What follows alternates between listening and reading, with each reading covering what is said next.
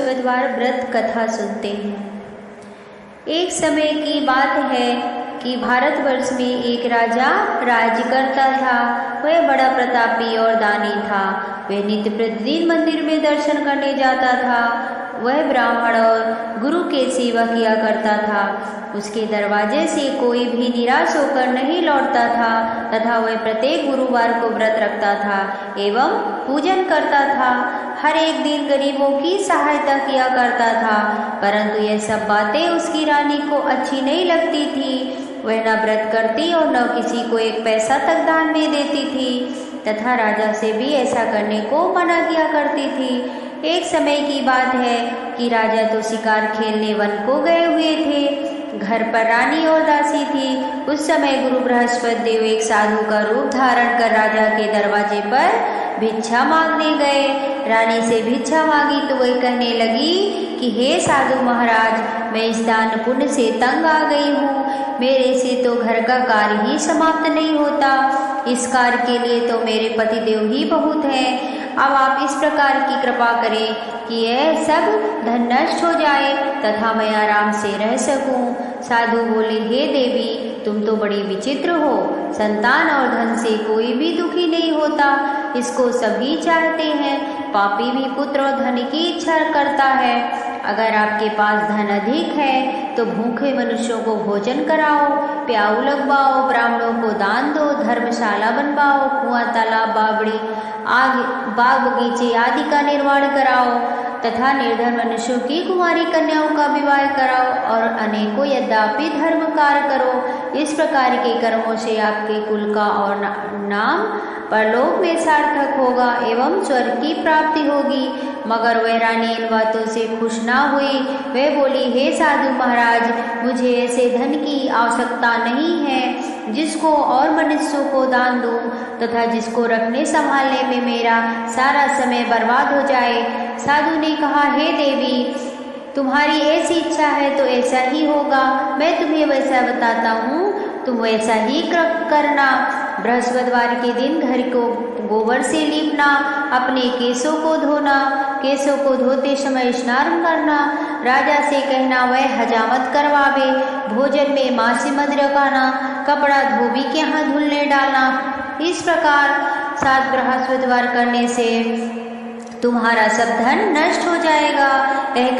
कहकर साधु वहां से अंतर्ध्यान हो गए। रानी ने साधु के कहने के अनुसार वैसा ही किया। 3 बृहस्पतिवार ही बीते थे कि उसका सब धन संपत्ति नष्ट हो गया और भोजन के लिए दोनों समय परिवार तरसने लगा तथा संसारिक भोगों से दुखी रहने लगा। तब वह राजा रानी से कहने लगा कि रानी, तुम यहाँ पर रहो, मैं दूसरे देश को जाऊँ, क्योंकि यहाँ पर मुझे सभी लोग जानते हैं, इसलिए मैं कोई छोटा कार्य भी नहीं कर सकता। देश चोरी परदेश भीख बराबर है। ऐसा कहकर राजा परदेश चला गया। वहाँ जंगल में जाता और लकड़ी काट कर लाता, शहर में बेचता। इस तरह जीवन व्यतीत करने लगा। इधर रानी के घर रानी और दासी दुखी रहने लगी। किसी दिन भोजन मिलता और किसी दिन जल पीकर ही रह जाती। एक समय रानी और दासी को 7 दिन बिना भोजन के व्यतीत हो गए तो रानी ने अपनी दासी से कहा, हे दासी, यहाँ पास ही के नगर में मेरी बहन रहती है, वह बड़ी धनवान है, तो उसके पास जाओ और वहाँ से 5 सेर बेझर मांग ला, जिससे कुछ समय के लिए गुजर बसर हो जाएगी। इस प्रकार रानी की आज्ञा मानकर दासी रानी के बहन के पास गई तो रानी की बहन उस समय पूजन कर रही थी, क्योंकि उस रोज बृहस्पतिवार का दिन था। जब दासी ने रानी की बहन को देखा और उससे बोली तो रानी ने कुछ उत्तर नहीं दिया। रानी की दासी ने बोला, मुझे तुम्हारी बहन ने भेजा, मेरे लिए 5 सेर बेझर दे दो। इस प्रकार दासी ने अनेक बार कहा, परंतु रानी ने कुछ उत्तर नहीं दिया, क्योंकि वह उस समय बृहस्पतिवार की व्रत कथा सुन रही थी। इस प्रकार जब दासी ने किसी प्रकार का उत्तर नहीं मिला तो वह बहुत दुखी हुई और क्रोध भी आया और लौटकर अपने घर आकर रानी के पास आकर बोली, हे रानी, आपकी बहन बहुत धनी स्त्री है, वह छोटे लोगों से बात नहीं करती, क्योंकि मैंने उससे कहा तो उसने कोई उत्तर नहीं दिया। मैं वापस चली आई। समाप्त कर वह रानी की अपनी बहन के घर चल दी और जाकर अपनी बहन से कहने लगी कि हे बहन, मैं बृहस्पतिवार का व्रत कर रही थी, तुम्हारी दासी गई थी परंतु जब तक कथा होती है तब तक ना उठते ना बोलते, इसलिए मैं नहीं बोली। कहो दासी क्यों गई थी? रानी बोली, बहन हमारे घर आन नहीं है, वैसे तो आपसे कोई बात छिपी नहीं, इस कारण मैंने दासी को तुम्हारे पास से मेजर के लिए भेजा था। रानी बोली, बहन देखो, बृहस्पति भगवान सब मनोकामना पूर्ण करते हैं, देखो शायद तुम्हारे घर में अनाज रखा हो। इस प्रकार वचन जब रानी ने सुना तो घर के अंदर गई और वहां उसे घड़ा बेझर का भरा मिल गया। तब तो वह रानी को बहुत ही खुशी हुई और दासी से कहने लगी, हे रानी देखो, वैसे हमको जब अन्न नहीं मिलता तो हम रोज ही व्रत करते हैं, अगर इनसे व्रत की विधि पूछ ली जाए तो हम भी व्रत किया करेंगे। तब उस रानी ने अपनी बहन से पूछा कि हे बहन, बृहस्पतिवार के व्रत में चना की दाल मुनक्का से विष्णु भगवान का केले की जड़ से पूजन करे तथा दीपक जलावे, पीला भोजन करे तथा कहानी सुने। इस प्रकार करने से गुरु भगवान प्रसन्न होते हैं, अन्न पुत्र धन देते हैं, मनोकामना पूर्ण करते हैं। इस प्रकार रानी और दासी ने निश्चय किया कि बृहस्पतिवार का पूजन जरूर करेंगे। 7 रोज बाद जब बृहस्पतिवार का दिन आया तो उन्होंने व्रत रखा, गुड़साल में जाकर गुड़ चना भी लाई तथा केले की जड़ का पूजन किया। अब विष्णु भगवान का पूजन किया। अब भोजन पीला कहाँ से आवे, बेचारी बड़ी दुखी थी, परंतु उन्होंने व्रत किया था। इस कारण गुरु भगवान प्रसन्न होकर 2 थालों में सुंदर पीला भोजन लेकर आए और दासी को देकर बोले, हे दासी, ये तुम्हारे और रानी के लिए भोजन है, तुम दोनों भोजन करना। दासी भोजन पाकर बड़ी प्रसन्न हुई और रानी से बोली, चलो रानी जी भोजन कर लो। रानी को इस विषय में कुछ पता नहीं था, इसलिए वह दासी से बोली, तू भी भोजन कर, क्योंकि तुम हमारी व्यर्थ में हंसी उड़ाती है। दासी बोली, एक महात्मा भोजन दे गया है। रानी कहने लगी, वह भोजन तेरे लिए दे गया है, तू ही भोजन कर। रानी से दासी ने कहा, वह महात्मा हम दोनों को 2 थालों में सुंदर पीला भोजन दे गए थे, हम और आप दोनों साथ साथ भोजन करेंगे। इस प्रकार रानी और बांदी ने दोनों ने गुरु भगवान को नमस्कार कर भोजन प्रारंभ किया तथा अब वह प्रत्येक गुरुवार को भगवान का व्रत कर विष्णु भगवान का पूजन करने लगी। बृहस्पति भगवान की कृपा से रानी और दासी के पास धन हो गया। रानी फिर उसी प्रकार आलस्य करने लगी। तब दासी बोली, देखो रानी, तुम पहले इस प्रकार आलस्य करती थी, तुम्हें धन रखने में कष्ट होता था, इस कारण सभी धन नष्ट हो गया। अब गुरु भगवान की कृपा से सब धन मिला है तो फिर तुम्हें आप पहले की तरह आलस्य होता है। बड़ी मुसीबतों के बाद तुमने यह धन पाया, इसलिए हमें दान पुण्य कराना चाहिए, भूखे मनुष्यों को भोजन कराना चाहिए, प्याऊ लगवाना चाहिए, कुआं तालाब बावड़ी आदि का निर्माण कराना चाहिए, मंदिर पाठशाला बनवा कर कुंवारी कन्याओं का विवाह करवाना चाहिए, धन को शुभ कार्यों में खर्च करना चाहिए, जिससे हमारे कुल का यश बढ़े तथा स्वर्ग की प्राप्ति हो और पितर भी प्रसन्न हुए। रानी ने इसी प्रकार के कर्म करने प्रारंभ किए तो काफी यश फैलने लगा। एक दिन रानी और दासी विचार करने लगी, न जाने राजा किस दशा में होंगे, उनकी कोई खोज खबर नहीं आई। गुरु भगवान से उन्होंने प्रार्थना की और भगवान ने रात्रि में राजा को स्वप्न में कहा, हे राजा उठ, तेरी रानी तुझको याद करती है, अपने देश को चला जा। राजा प्रातः उठा और विचार करने लगा, स्त्री जाति खाने और पहनने की साथी होती है, पर भगवान की आज्ञा मानकर वह अपने नगर के लिए चलने को तैयार हुआ। इससे पूर्व जब राजा परदेश चला गया तो परदेश में दुखी रहने लगा। प्रतिदिन जंगल से लकड़ी बीन कर लाता और उन्हें शहर में बेचकर अपने दुखी जीवन को बड़ी कठिनता से व्यतीत करता था। एक दिन राजा दुखी हो अपनी पुरानी बातों को याद करके रोने लगा। तब उस जंगल में बृहस्पति एक साधु का रूप धारण कर आए और राजा के पास आकर बोले, हे लग रहा है तुम्हें सुनसान जंगल में किस चिंता में बैठे हो, मुझको बतलाओ। यह सुन राजा के नेत्रों में जल भर आया और साधु को वंदना कर बोला, हे प्रभु, आप सब कुछ जानने वाले हो। इतना कहकर साधु को अपनी संपूर्ण कहानी सुना दी। महात्मा दयालु होते हैं।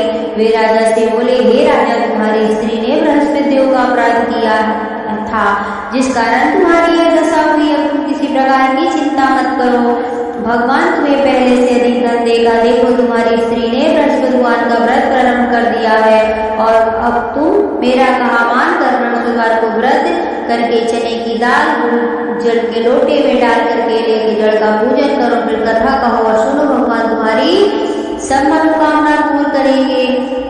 फिर कथा कहो और सुनो, सब मनोकामना भगवान तुम्हारी पूरी करेंगे। साधु को प्रसन्न देखकर राजा बोला, हे प्रभु, मुझे लकड़ी बेचकर इतना पैसा नहीं मिलता जिससे भोजन करने के उपरांत कुछ बचा सकूं। मैंने रात्रि में अपनी रानी को व्याकुल देखा है, मेरे पास कुछ भी नहीं है जिससे उसकी खबर मंगा सकूं। फिर मैं कौन सी कहानी कहूँगी, तो मुझको पता नहीं है। साधु ने कहा, हे राजा, तुम किसी बात की चिंता मत करो। बृहस्पतिवार के दिन तुम रोजाना की तरह लकड़ियां लेकर शहर को जाओ, तुम रोज से दुगना धन प्राप्त होगा जिसे तुम भली भांति भोजन कर लोगे। तथा बृहस्पतिदेव की प्राचीन काल में एक ब्राह्मण रहता था, बहुत निर्धन था, उसकी कोई संतान नहीं थी। उसकी स्त्री बड़ी मालिनता के साथ रहती थी। वह स्नान ना करती, किसी देवता का पूजन ना करती, प्रातः काल उठते ही सर्वप्रथम भोजन करती, बाद में कोई अन्य कार्य करती थी। इससे ब्राह्मण देवता बड़े दुखी थे, बेचारे बहुत कुछ कहते थे किंतु उसका कोई परिणाम ना निकलता। भगवान की कृपा से ब्राह्मण की स्त्री के कन्या रूपी रत्न पैदा हुई। वह कन्या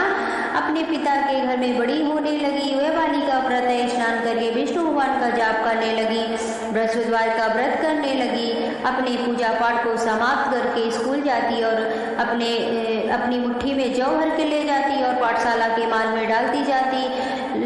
वही जौ स्वर्ण के हो जाते तो लौटते समय उनको बीन कर ले आती थी। एक दिन वह बालिका सूप में उन सोने के जौ को पटक कर साफ कर रही थी तो उसकी माँ ने देख लिया और कहा, हे बेटी, सोने के जौ को पटकने के लिए सोने का सूप भी तो होना चाहिए। दूसरे दिन गुरुवार था, इस कन्या ने व्रत रखा और बृहस्पतिदेव से प्रार्थना करके कहा, हे प्रभु, मैंने आपकी पूजा सच्चे मन से की हो तो मेरे लिए सोने का सूप दे दो। बृहस्पतिदेव ने उसकी प्रार्थना स्वीकार कर ली। रोजाना की तरह वह कन्या जौ फैलाती हुई जाने लगी। जब जौ लौटकर जौ बीन रही थी तो बृहस्पतिदेव ने की कृपा से सोने का सूप मिला, उसे वह घर ले आई और उससे जौ साफ करने लगी, परंतु उसकी माँ का वही ढंग रहा। एक दिन की बात है कि वह कन्या सोने के सूप में से जौ साफ कर रही थी तो उस समय उस शहर का राजकुमार वहां से होकर निकला। इस कन्या के रूप और कार को देखकर मोहित हो गया और अपने घर आकर जल और अन्न त्याग कर जाके लेट गया। उदास होकर लेट गया। राजा को जब इस बात का पता लगा तो अपने प्रधानमंत्रियों के साथ अपने पुत्र के पास गए और बोले, हे बेटा, तुम्हें किस बात का कष्ट है? किसी ने अपमान किया अथवा कोई कारण है सो कहो, मैं वही कार्य करूंगा जिससे तुम्हें प्रसन्नता हो। अपने पिता की राजकुमार ने बातें सुनी तो वह बोला, हे पिताजी, मुझे आपकी कृपा से किसी बात का दुख नहीं है, किसी ने मेरा अपमान नहीं किया, परंतु मैं उस लड़की के साथ विवाह करना चाहता हूँ जो सोने के सूप में सोने के जौ साफ कर रही थी। वह सुन राजा आश्चर्य में पड़ा और बोला, हे बेटा, इस तरह की कन्या का पता तुम्हें लगाओ, मैं उसके साथ तुम्हारा विवाह अवश्य करवा दूंगा।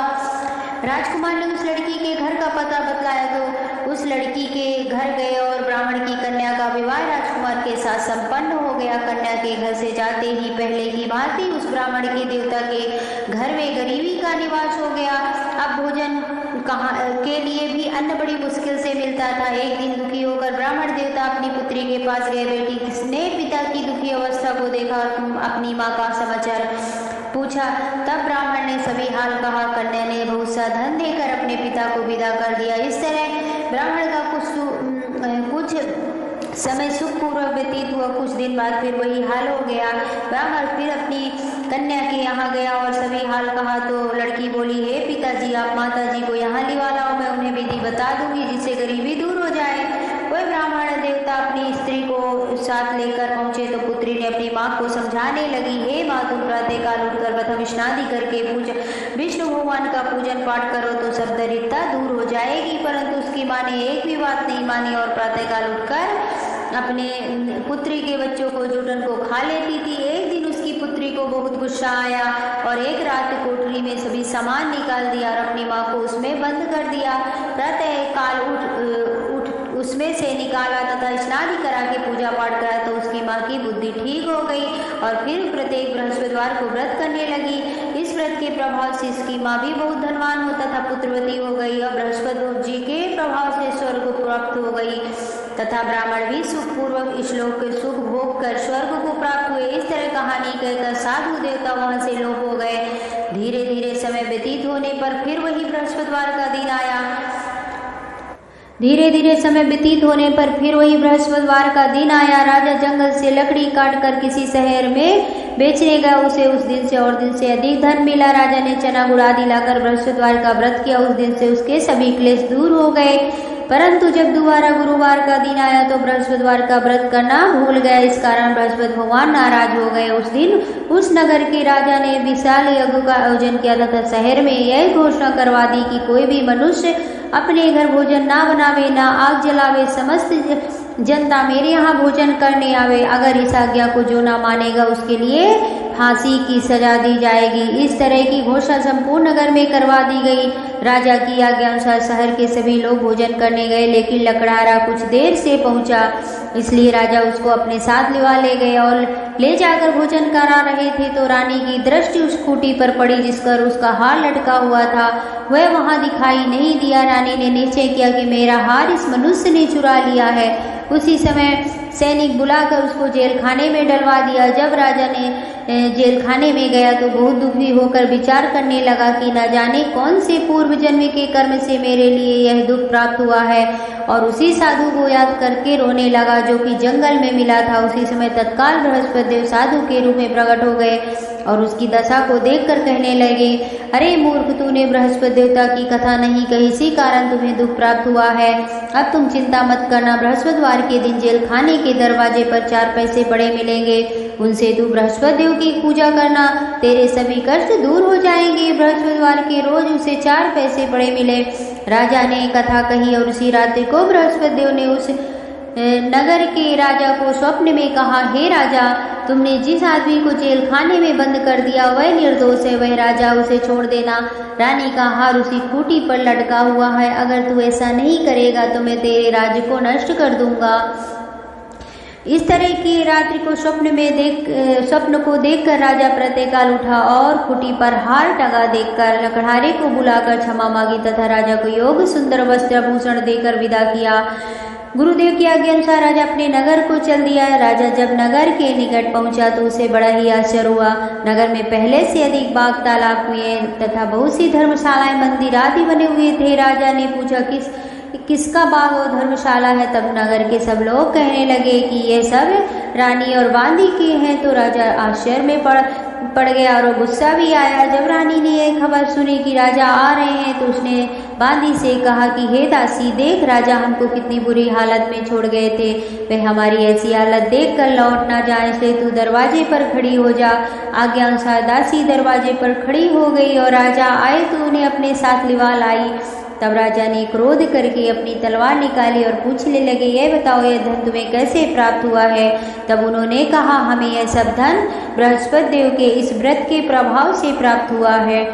राजा ने निश्चय किया कि 7 रोज बाद तो सभी बृहस्पति देव का पूजन करते हैं, परंतु मैं रोजाना दिन में 3 बार कहानी कहा करूंगा तथा रोज व्रत किया करूंगा। अब हर समय राजा के दुपट्टे में चने की दाल बंधी रहती तथा दिन में 3 बार कहानी कहता। एक रोज राजा ने विचार किया कि चलो अपनी बहन के यहाँ हो आओ। इस तरह निश्चय कर राजा घोड़े पर सवार हो अपनी बहन के यहाँ चलने लगा। मार्ग में देखा कि कुछ आदमी एक मुर्दे को लिए जा रहे हैं। उससे रोककर राजा कहने लगा, अरे भैया, मेरी बृहस्पतिवार की कहानी सुन लो। वे बोले, लो हमारा तो आदमी मर गया, इसको अपनी कथा की पड़ी है। परंतु कुछ आदमी बोले, अच्छा कहो, हम तुम्हारी कथा भी सुनेंगे। राजा ने दाल निकाली और जब कथा आदि हुई कि मुर्दा हिलने लग गया और जब कथा समाप्त हो गई तो राम राम कहकर वो मनुष्य खड़ा हो गया। आगे मार्ग में उसे एक किसान खेत में हल चलाता मिला। राजा उसे देखा और कहने खूब मेहमानी की। दूसरे रोज प्रातःकाल राजा जागा तो वह देखने लगा कि सब लोग भोजन कर रहे हैं। राजा अपनी बहन से कहा कि ऐसा कोई मनुष्य है जिसने भोजन नहीं किया हो जो मेरी बृहस्पतिवार की कथा सुन ले। बहन बोली, हे भैया, यह देश ऐसा ही है, पहले यहाँ लोग भोजन करते हैं, बाद में अन्य काम करते हैं। अगर कोई पड़ोस में हो तो देख आऊं। वह ऐसा कहकर देखने चली गई, परंतु उसे कोई ऐसा व्यक्ति नहीं मिला जिसने भोजन नहीं किया हो। अतः वह एक कुम्हार के घर गई जिसका लड़का बीमार था। उसे मालूम हुआ कि उसके यहाँ 3 दिन से किसी ने भोजन नहीं किया है। रानी ने अपने भाई की कथा सुनने के लिए कुम्हार से कहा। वह तैयार हो गया। राजा ने जाकर बृहस्पतिवार की कथा कही, जिसको सुनकर उसका लड़का ठीक हो गया। अब तो राजा की प्रशंसा होने लगी। एक दिन राजा ने अपनी बहन से कहा कि हे बहन, हम अपने घर को जाएंगे, तुम भी तैयार हो जाओ। राजा की बहन ने अपनी सास से कही। सास बोली, हाँ चली जा, परंतु अपने लड़कों को मत ले जाना, क्योंकि तेरे भाई की कोई औलाद नहीं है। बहन ने अपने भैया से कहा, हे भैया, मैं तो चलूंगी, मगर कोई बालक नहीं जाएगा। राजा बोला, जब कोई बालक नहीं जाएगा तब तुम चलकर क्या करोगी? बड़ी दुखी मन से राजा अपने नगर को लौट आया। राजा ने अपनी रानी से कहा, हम निर्वंशी राजा हैं, हमारा मुंह देखने का धर्म नहीं है और कुछ भोजन आदि नहीं किया। रानी बोली, हे प्रभु, बृहस्पति देव ने हमें सब कुछ दिया है, हमें औलाद अवश्य देंगे। उसी रात को बृहस्पति देव ने राजा को सपने में कहा, हे राजा, और सभी सोच को त्याग दे, तेरी रानी गर्भ से है। राजा को यह बात सुनकर बड़ी खुशी हुई। 9वें महीने उसके गर्भ से एक सुंदर पुत्र पैदा हुआ। तब राजा बोला, हे रानी, स्त्री बिना भोजन के रह सकती है, बिना कहे नहीं रह सकती है। जब मेरी बहन आए तुम मुझसे कुछ मत कहना। रानी ने यह सुनकर हाँ कर दिया। जब राजा की बहन ने यह शुभ समाचार सुना तो वह बहुत खुश हुई तथा बधाई लेकर अपने भाई के यहाँ आई। तभी रानी ने कहा, घोड़ा चढ़कर तो आई नहीं, गधा चढ़ी आई। राजा की बहन बोली, भाभी, मैं इस प्रकार ना कहती तो आपको औलाद कैसे मिलती? बृहस्पति देव ऐसे ही हैं, जैसे जिसके मन में कामनाएं हैं सभी को पूर्ण करते हैं। जो सद्भावना पूर्वक बृहस्पतिवार का व्रत करता है एवं कथा पढ़ता अथवा सुनता है और दूसरों को सुनाता है, बृहस्पति देव उसकी सभी मनोकामना पूर्ण करते हैं। भगवान बृहस्पति देव उसकी सदैव रक्षा करते हैं। संसार में सद्भावना से भगवान जी का पूजन जो व्रत सच्चे हृदय से करते हैं, उनकी सभी मनोकामनाएं पूर्ण करते हैं। जैसी सच्ची भावना से रानी और राजा ने प्रभु का कथा का गुणगान किया तो उन्होंने सभी इच्छाएं बृहस्पति देव जी ने पूर्ण की। इसलिए सब कथा सुनने के बाद हृदय से प्रभु का मनन करते हुए जयकार बोलना चाहिए और प्रसाद लेकर जाना चाहिए। बोलिए बृहस्पति देव की जय, बोलो विष्णु भगवान की जय, बोलो लक्ष्मीपति की जय। जय श्री कृष्ण।